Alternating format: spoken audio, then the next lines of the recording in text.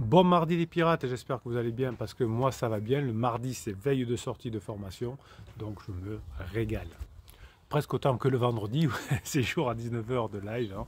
C'est le jour aussi, bon voilà, on se parle ensemble, etc. Alors cette semaine, dernier jour pour l'organisation, pour apprendre à bien s'organiser, car c'est compliqué quand on est en crise existentielle de bien s'organiser. On a le préfrontal qui fonctionne mal, on est en survie, on a des pressions, le conjoint qui n'est plus présent à la maison, il n'est pas disponible avec les enfants, il s'engueule. Enfin, c'est la cata, donc on a intérêt avoir une organisation sans faille, et vous l'avez dans le descriptif de cette vidéo, dans le catalogue des 120 formations, comment réussir à bien s'organiser quand son conjoint est en crise. Tout ça va commencer par une phase d'environnement, d'étude d'environnement direct. Alors je vais vous donner un exercice à faire aujourd'hui pour vous entraîner à avoir la bonne réflexion pour bien vous organiser quand votre conjoint est en crise.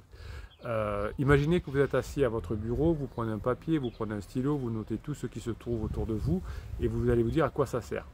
Tout d'un coup, dans votre tiroir gauche, sur votre bureau, à côté de la lampe ou à côté au mur, notez tout ce qui accapare votre attention.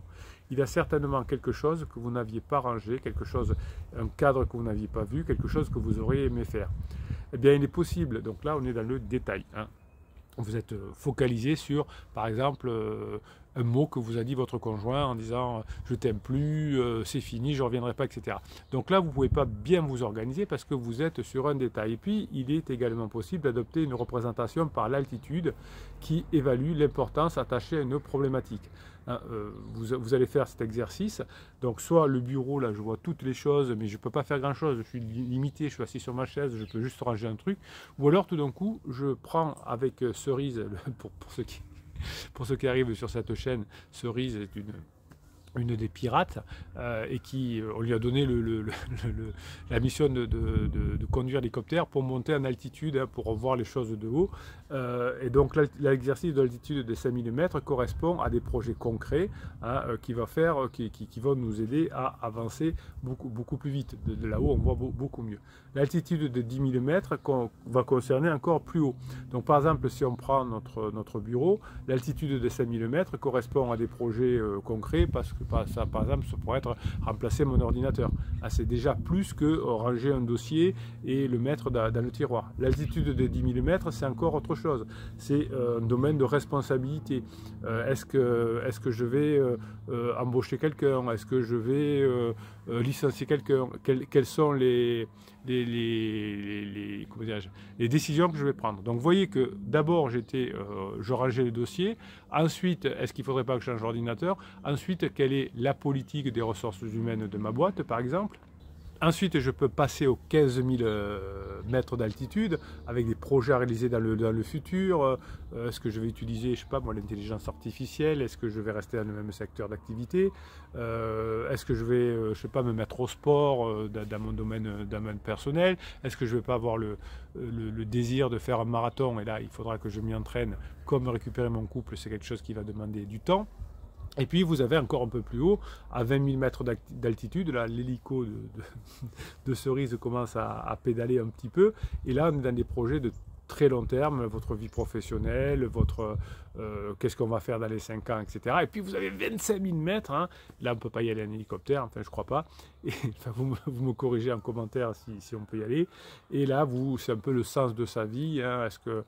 Qu'est-ce que vous allez faire de votre vie, comment vous allez faire, etc. Alors, quand votre conjoint est en crise existentielle, il va en permanence être dans le bureau, là, assis à sa chaise, et puis parfois il est à 25 000 mètres. Qu'est-ce que ça veut dire? Ça veut dire que parfois, quel est le sens de ma vie? Pourquoi je fais ça? Est-ce que je continue dans mon couple? Où je veux être dans 10 ans, dans 15 ans, dans 20 ans? Il n'en sait rien en fait, elle n'en sait rien non plus, votre conjoint. Et au contraire, si parfois ils sont au ras du sol, je t'aime plus parce qu'il y a 3 ans, tu m'as dit ça, le jour de notre anniversaire de mariage, tu as oublié de je sais pas quoi. Donc vous voyez qu'il y a à la fois le rase-moquette, là, le bureau, et les 25 000. Et vous êtes toujours en décalage. Quand votre conjoint vous parle du sens de la vie, parfois vous allez répondre, parce que ça peut changer d'une minute à l'autre, avec le rase-moquette. Donc à vous, dans votre organisation, de bien vous préparer pour dire, est-ce que mon conjoint, là, il est dans le rase-moquette ou est-ce qu'il est à 25 000 mètres ou est-ce qu'il est qu'à 15 000 mètres. Et vous, c'est pareil. Si vous voulez récupérer votre conjoint, c'est du long terme, donc elle est plutôt sur les 25 000 mètres. Comment on sera dans 10 ans, dans 15 ans, ensemble, dans cette phase de grande intimité?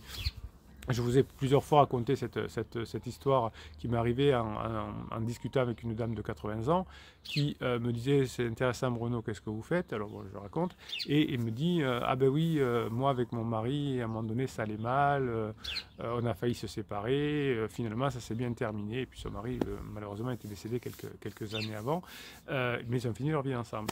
Et quand je demandais est-ce que ça a duré longtemps, la crise, entre guillemets, elle me dit non, ça a duré 3-4 ans. Vous voyez que quand on est à 25 000 mètres d'altitude, eh bien, on ne voit pas les mêmes choses.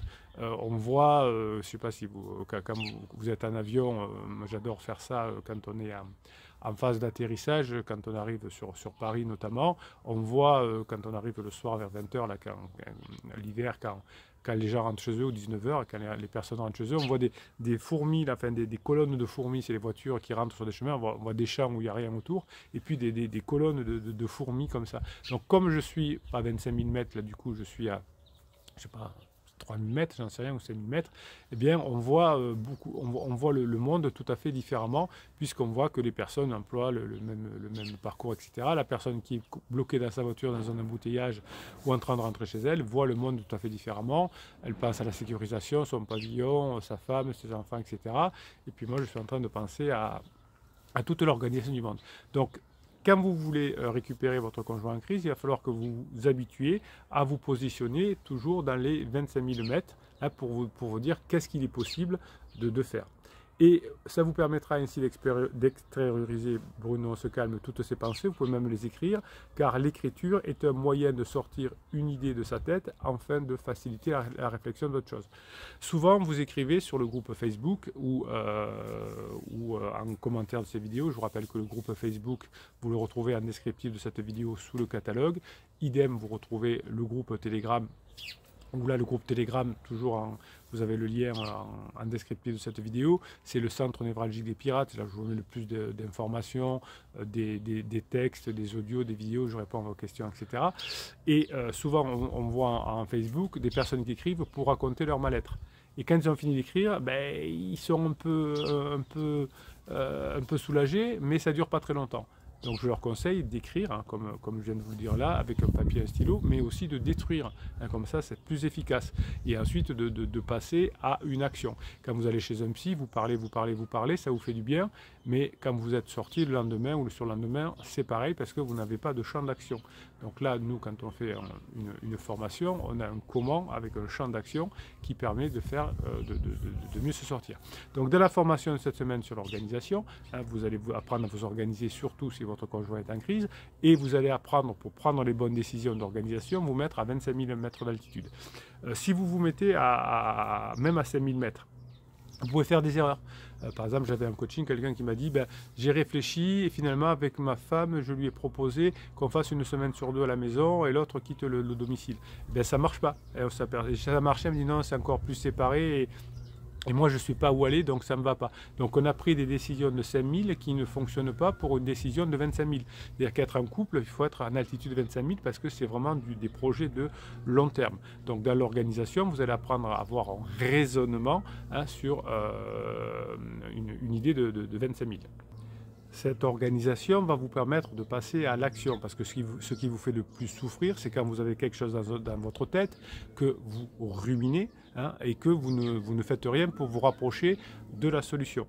Par exemple, je reçois une lettre de mon conjoint, cette lettre elle est émouvante, elle me dit que c'est fini, gna gna gna gna gna, on l'a ouvert, on l'a lu, elle est sur le buffet, et on ne sait pas quoi en faire. Donc l'idée dans notre tête, c'est de la classer dans lettre émouvante éventuellement et de ne pas répondre, par exemple. Ou si vous voulez agir, mais donc c'est une action, hein, je décide de ne pas répondre, ou je décide de répondre, mais là je ne vous le conseille pas parce que ça ne va pas entraîner quelque chose de positif.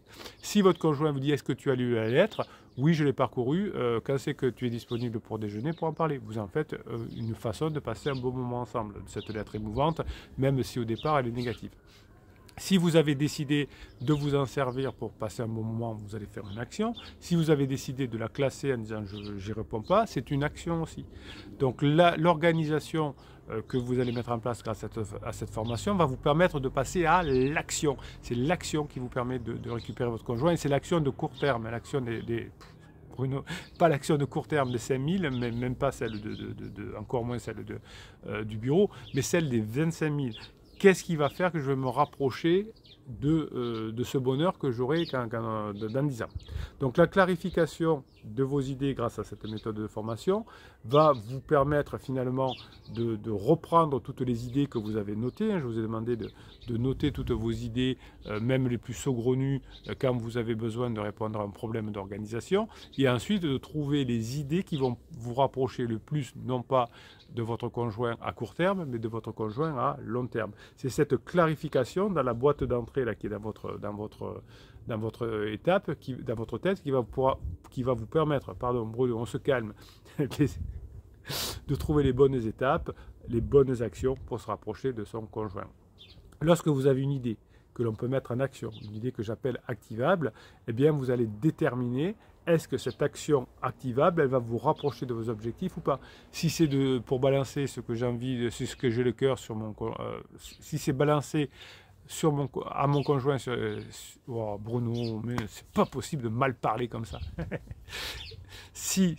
On va parler plus lentement, ça va aider.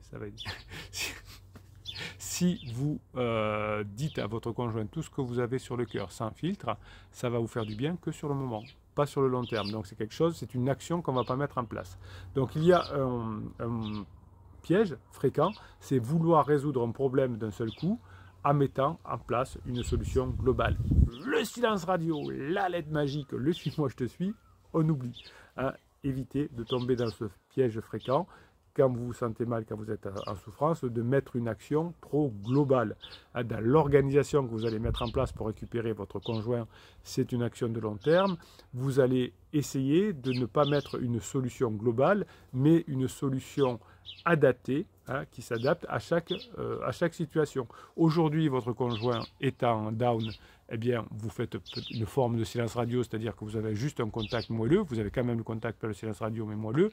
Aujourd'hui, votre conjoint est en top, vous allez vous rapprocher. Donc, votre organisation va s'adapter. Je ne m'organise pas l'été comme l'hiver. Je ne m'organise pas le jour où je travaille comme le jour où je suis en repos. Ce serait débile. Donc, oh oui, aujourd'hui je travaille. Non, mais je fais comme quand je suis en repos, je me lève à l'heure que je veux. Non, et pourquoi je devrais me mettre le réveil le jour où je suis en repos, par exemple? Bon, pourquoi pas, hein, si on a quelque chose à faire. Mais ce n'est pas obligatoire. Mais en tout cas, hein, ne vous levez pas à l'heure que vous voulez, le jour où vous n'êtes pas en repos, vous allez avoir des problèmes. Il y en a qui ont essayé. Donc cette organisation, vous voyez ce que je dis, c'est débile, mais c'est ce que vous faites parfois en disant, est-ce que c'est adapté ce que je fais ou est-ce que c'est une solution globale? Dès qu'on vous propose une solution globale, une méthode globale, vous fuyez. Nous, ici, on est dans les neurosciences, donc on s'adapte à chaque situation. On prend, aujourd'hui il fait beau, je vais aller bronzer, demain il pleut, ça ne sert à rien que j'aille bronzer. Donc cette organisation que vous allez apprendre à mettre en place dans la formation dont vous avez le contenu en descriptif de cette vidéo, va vous permettre effectivement d'avoir une convergence entre vous et votre conjoint. Si vous avez une méthode trop globale, vous allez vous envenimer et vous allez être obligé ensuite de prendre des décisions radicales, hein, parce que vous vous serez mis dans un guêpier. Du type, je ne sais pas, finalement je vais être obligé de quitter la pièce, de menacer, de je ne sais pas quoi, parce que je n'aurais pas fait ce qu'il faut au départ. Donc c'est votre adaptabilité qui va vous permettre de retrouver votre conjoint et l'organisation va vous permettre d'être adaptable. C'est cette organisation que vous mettez en place qui vous permet d'être adaptable. On est arrivé au bout de cette semaine là sur l'organisation. Vous avez compris que c'est fondamental d'y arriver. Vous ne pouvez pas réussir sans être organisé parce que l'organisation vous permet de récupérer votre conjoint grâce à l'adaptation et c'est l'adaptation qui vous permet finalement de passer sur une phase de long terme. Mes pirates adorés, passez la journée que vous méritez. Demain, mercredi, c'est jour de formation. On va se régaler. Sortie d'une nouvelle formation demain.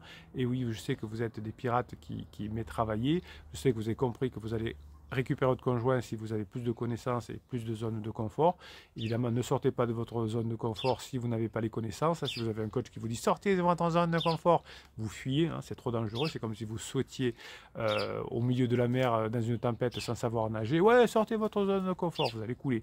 Donc au contraire, commencez à apprendre à nager, commencez à apprendre à nager de façon sécurisée et vous récupérerez votre conjoint. Vous atteindrez en tout cas tous vos objectifs. Si vous êtes bien organisé, passez le mardi que vous méritez.